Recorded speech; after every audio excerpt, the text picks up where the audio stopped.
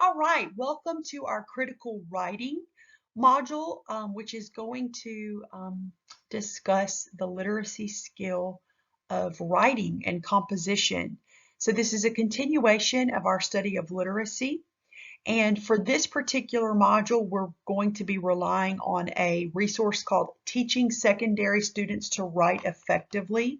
I've linked it on Moodle, and I highly recommend that you go and look at the full guide. You may or may not, you'll have to see Moodle, have some assignments attached to the guide.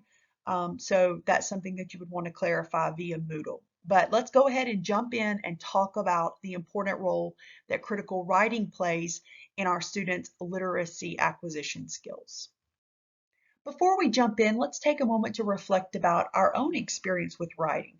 So I'd like for you to please think, pair, and share.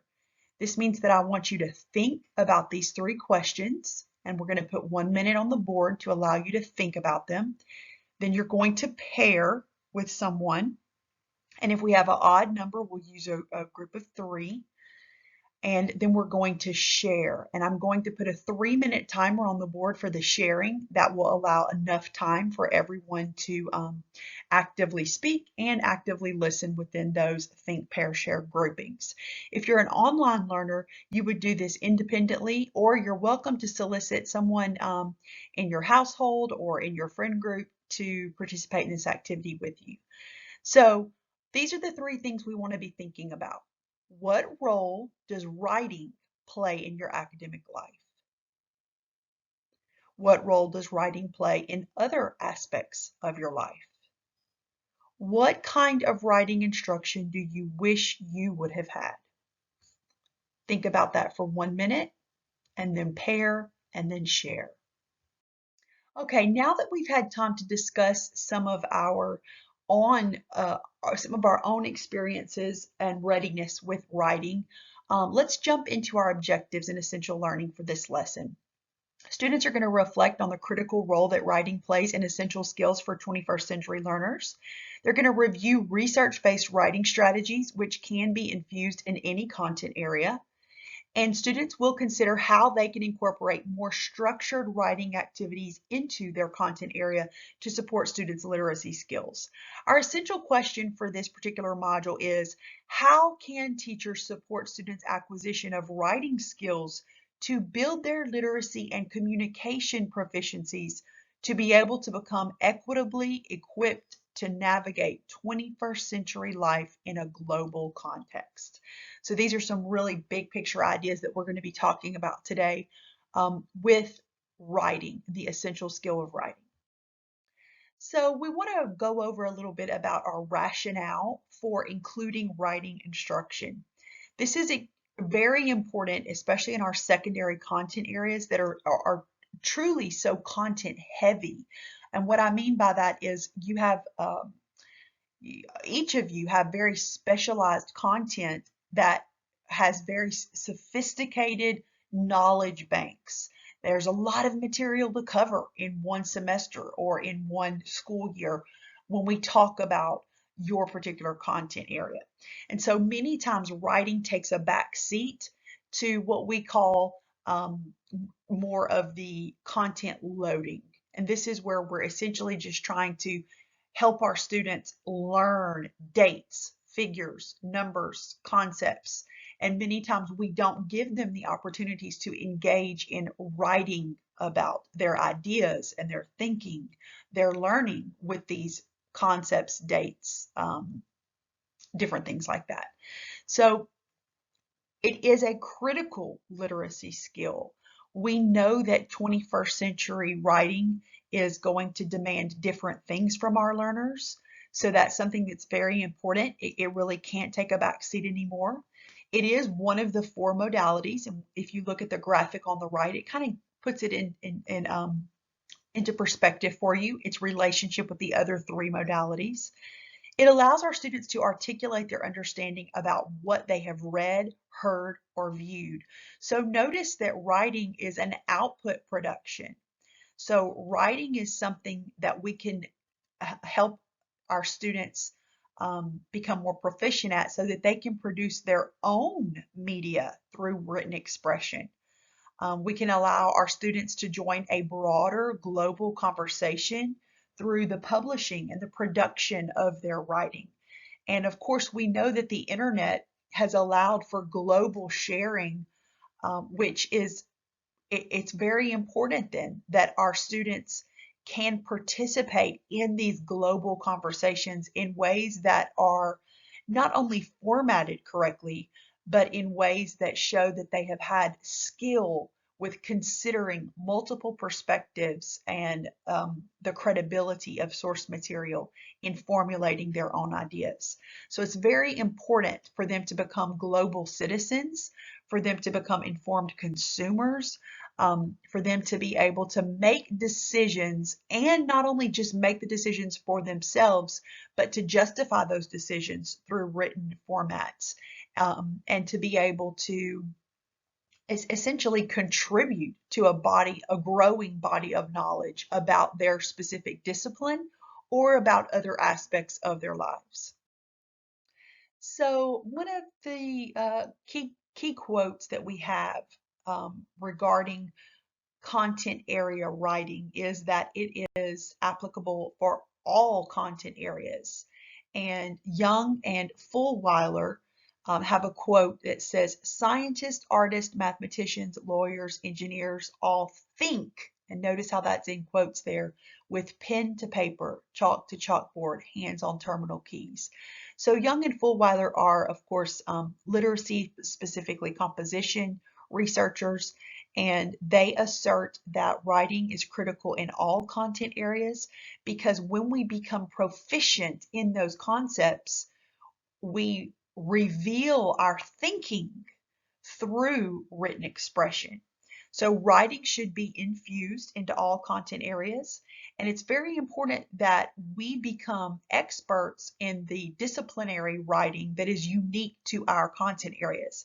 So technical writing, reports, creative writing, argument and persuasion, each one is going to be more prolific in different disciplines. So English is going to have a specific type or types, social studies, science, math, our humanities and arts classes, our music classes, our physical education and health classes. All of them have writing that is really particular to that discipline. One of the things I'd like for you to do is the guide that I mentioned earlier in the module is linked on our Moodle. Toward the back of that, it really has a breakdown of all the different types of literature, and all the different types of composition forms. And it has examples and it links them to specific content areas. So that might be something meaningful for you so that you can see which ones you really need to become proficient in so that you can teach your students well. And this actually gets to the third point. Secondary teachers often have writing insecurities themselves. They feel like they haven't been well prepared enough in their own written expression skills, so they actually avoid teaching it. Sadly, this happens much too often, and it's a way that we are disenfranchising our students by not giving them opportunities. This is not equitable, does not support equitable instructional practices. We know that the opportunity myth is perpetuated when we don't give our students opportunities to have challenging and rigorous learning experiences with proper scaffolding, proper instruction, proper feedback, the appropriate way to teach that. And so we have to become better writers so that our students can become better writers. Writing promotes critical thinking. So when we are trying to work with our students on written work, we need to have an intended audience in mind. There needs to be a goal for whatever the work is going to promote or produce. We need to teach them to seek credible evidence through reliable sources. And what does that look like in our domain, in our specific content area? What is a reliable source? How can we detect for bias? How could we still use that evidence in our work? We need to teach them that there is a way to formulate the written work. We must teach them to deeply analyze all of the issues surrounding their ideas and surrounding their arguments before jumping in and ensuring that they're addressing all of those ideas and perspectives. They need to check the validity of their own logical reasoning. Is there a clear chain of logical reasoning in their work? And then we need to engage them in sustained thinking about the critical concepts in the discipline, and writing does all of this. So there are four basic outcomes of effective writing. It achieves the writer's goals, it's appropriate for an intended audience and context, it presents ideas in a way that clearly communicates the writer's intended meaning and content, and it elicits the intended response from the reader. And so these four things make it sound very simple, but our students are actually going to need quite a lot of support in ensuring that their writing is effective. And that's where we come in, and the correct instruction comes in to support them through this process. Some recommendations for ensuring that we are scaffolding our students' writing instruction appropriately is to explicitly teach task decoding, to explicitly teach strategic planning, explicitly teach drafting, explicitly teach assessment, provide strong academic feedback, and then provide opportunities for improvement and feedback. So what this means is that we want to make sure that we are explicitly teaching them how to break down what the prompt is or what the task is, so that they know that they are on target to meet the task's requirements. They need to have some support in planning. Number one, they need to have some support in considering what they think about the particular prompt or about the writing task. And then they're going to need some different support in taking those thoughts and organizing them in a way that meets the task's demands and is cohesive. Then from that point, they're going to need some assistance in taking that outline or that plan and putting it down into draft form. Then we've got to teach them that at this stage, they need to do some assessment. So what sort of rubrics have been included or checklists have been included? What are some skill sets that they can rely on so that before they consider this work to be something that is publishable or something that is submittable, they have a way to check their own progress. Then we need to provide strong academic feedback. So this is where the instructor comes in and gives some very concrete, specific suggestions on where certain areas of the thinking need refinement or improvement, and also, of course, reinforcing those ideas that are very strong and very well articulated in the written composition. And then we need to ensure that this is not a one-time thing in our content areas, but we've got to provide opportunities for them to improve, which means it needs to be a regular part of our instructional process. It needs to be a way for them to grow and for them to begin to provide feedback to us about their own progress. So in the guide that I have linked to Moodle, there are many of these examples that actually bring these recommendations to light with concrete strategies. Here is one called the KWL, the Know, Want to Know, or Learn strategy. And so this is an excellent strategy that helps identify the gaps in students' prior knowledge, and it helps them to strategically think about what they need to do. For example, if they're planning a research paper. So if you were teaching a lesson, let's say a biology lesson, and maybe this was something that you partnered students up. They were going to produce a written report or something. So this is biology, and maybe everyone was assigned a different animal or type of animal. And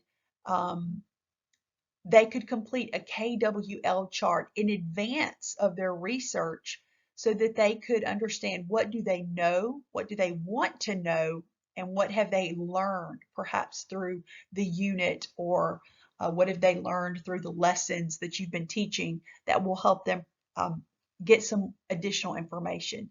So this is just one example of how students can begin to strategically think about their responses before they jump in. Here are some more that allow our students to strategically think and plan about their thinking about a prompt, and then it actually kind of begins to provide a framework for the plan of how they're going to execute and articulate it. You can actually pause the screen and look at these. There are some really great ones. Notice that acronyms are a big part of supporting writing. Also, the Venn diagram. So imagine any sort of graphic aid. Our students are highly visual, so this would help them um, consider their particular evidence and their ideas about their evidence. The do what strategy is an excellent way to ensure that our students are breaking down the prompt or the task. And so the do what strategy can be used with any genre, and it can be modified slightly for any content area. Notice that what it does is it matches annotating the prompt with a particular chart. Do, select, write, describe, and use. You can modify this so that your students can actually break down a prompt. Think about how useful this would be in math, for example, with word problems, or science when we're preparing our students for standardized testing, and perhaps they have to analyze a informational graph or something like that. Social studies as well.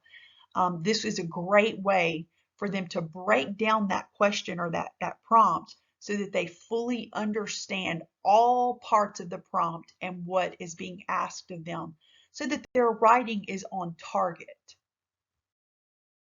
This is a plot diagram. It's called the Freytag pyramid.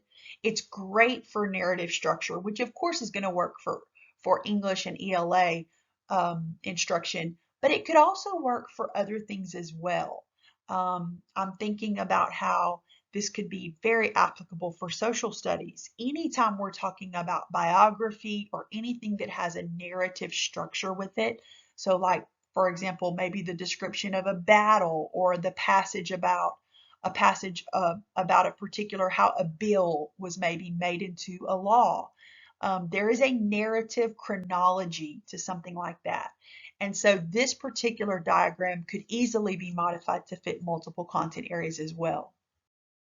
So this is a standard outline, and students really can understand when we use outlines, especially if we model them for them, how to use them, that this is what we're talking about when we talk about a logical chain of reasoning.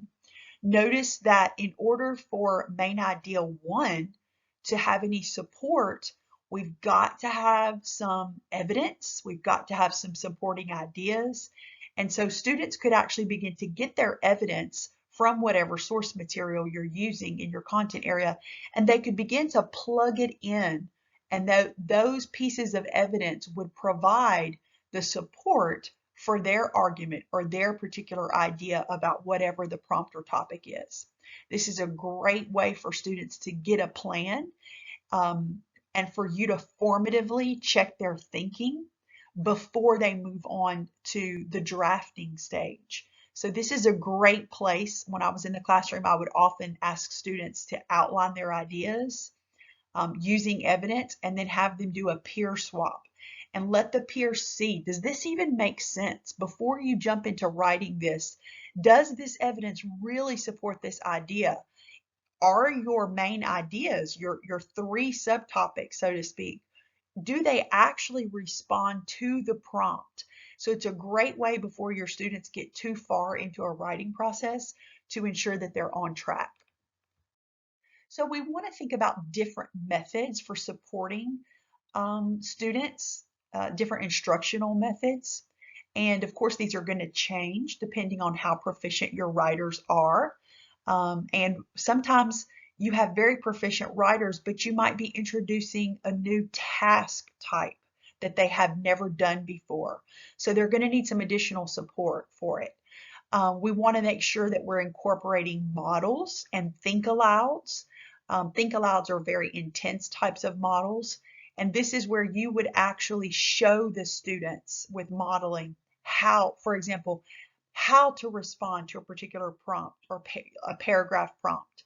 A think aloud is where you would actually put yourself in their shoes as the student. And I've actually included a think aloud in this presentation. But you put yourself in their shoes and you actually walk through the prompt. What is this prompt asking me? It's asking me such and such. What do I already know about this topic? After the lessons that we've had the last few days, what source material could I use to support my ideas? So you're actually like taking them through that whole process. We also use the I do, we do, you do. If you look at right, it's also at the right, it's also called the model, practice, and reflect exercise. And this is where teachers model their writing. Notice that this is just one-on-one with a student. I would always model whole class so that everyone could see it. You could move to one-on-one if a student needs more support though. The practice is the we do, and this is where students practice writing and using a strategy independently, but also with alongside a teacher or a peer. So this is great like partner writing or small group. And then lastly, you do. Students evaluate their writing, and this is where they're going to move into a more independent project, and they are going to do that writing on their own. It's very important that we teach our students to analyze samples. So for example, once you've introduced a task, it's really helpful if you have an exemplar to show students. It may not be the exact same prompt, but maybe a similar prompt, because they need to see what a good response looks like. They need to have confidence as they're putting it together, and they can do that by comparing their work to a sample. And another really great strategy is to provide them with frames or templates. That really eliminates a lot of the ambiguity regarding how long does this need to be? How many words does this need to be? And how many pieces of evidence do I need to use? If they have a template or a frame, it really, those questions are answered. They're within the template and the frame. It's really excellent when you can use all of these, especially the first time that you're introducing a prompt. As students become more proficient with it, you can slowly take away some of this scaffolding until they can do it on their own. So this is an example of a think aloud that I was explaining to you. You can actually pause the screen here and read it for yourself, but this is a think aloud in a science class. You will learn more about think alouds in your 400 level methods class, but I want you to see how well they pair with literacy instruction, particularly for writing. This is actually provided in the guide, so if the font is a little bit too small for you, go to the guide. You'll look for example 1.10. It's about midway through the book. And these are some samples of models, how you could use modeling to support writing strategies. This particular page has math, social studies, and English. On the next page, right after this one, it's going to include other content areas as well. So I highly recommend that you check that out in the guide. These are excellent examples of models and how to use modeling. So when we're talking about assessment, we are talking about evaluation. How well is the student performing in meeting the writing task and the writing goals? Assessment can occur in multiple ways, but ideally we want to teach our students to assess their own work.